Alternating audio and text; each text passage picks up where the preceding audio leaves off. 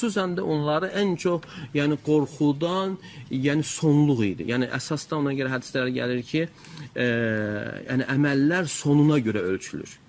Və ona görə də onlar yəni artıq hərəkətlərdən, artıq sözləri deməkdən yəni çəkinərdilər.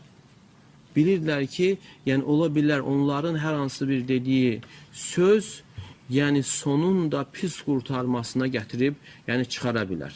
Bu barədə görə sahabələrdən nə qədər belə hadisələr, dəlillər və həmçinin imamlardan, hətta İmam Əhməd rahimehullah ölüm anında oğlu Abdullah deyir ki, ona la ilahə illallah təlqin edir. Deyir ki, la ilahə illallahdır və İmam Əhməd deyir ki, la ba'd, hələ yox. Hələ yox. Və onu deyir, özündən gedir. Və sonra ayılanda deyir ki, ey atacan, mən sənin üçün çox qorxdum. Mən sənə deyirəm ki, la ilahə illallah deyirsən, sən yox, hələ yox. Deyir ki, ey oğlum, deyir, mən sənə xitab eləmirdim, deyir. Yəni, şeytan gəlib, baş barmağını çeynəyərək mənə tərəf gəldi və dedi ki, futtəni ya Əhməd. Ey Əhməd, məndən qurtardın artıq. Dedim ki, hələ yox. Hələ qurtarmamışam. Nə qədər ki, ruh bədənimdədir, hələ sənin hiləndən qurtarmamışam.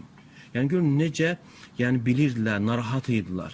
Və ona görə mən hələ ayağımı cənnətə qoymadıqca arxayın ola bilmərəm. İbn Qayyim rahimehullah buyurur ki, yəni ölüm anı, yəni elə bir andır ki, insan zəif düşüb, bütün gücü, taqəti qurtarır, zəif düşdüyü andır.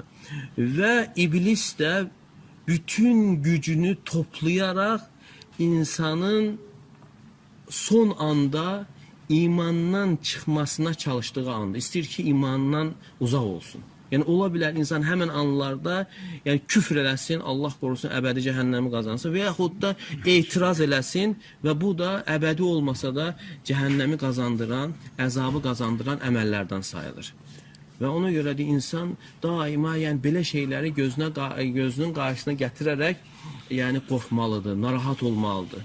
Və İbn Ömər radiyallahu anh'a deyir ki, atası Ömər radiyallahu anhu bıçaqlananda və deyir, üzünü ayağımın üstünə qoydum. Ayağımın üstünə qoydum. Mənə dedi ki, üzümü yerə qoy. Dedim ki, ey atacan, nə fərqi var? Yəni, yerdə oldu, ayağım oldu, yəni bir fərqi yox da. Deyir ki, mən sənə dedim ki, üzümü yerə qoy. Yəni, ola bilsin, deyir. Allah Teala mənim zəlilliyimi görər, mənə rəhm edər. Mənim zəlilliyimi görərək mənə rəhm edər.